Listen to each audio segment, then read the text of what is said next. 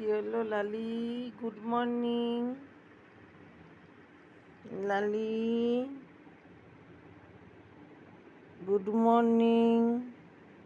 Good morning বন্ধুরা, দেখো আমার লালি ঘুম থেকে উঠে এখানে চুপ করে বসে আছে, দেখেছো? আমি এইখানে ঘুমাই, আমার লালিও আমার সঙ্গে এইখানেই ঘুমিয়ে থাকে, তাই না লালি? এখনো আমার লালির খাওয়া হয়নি, সব সময় দুষ্টুমি।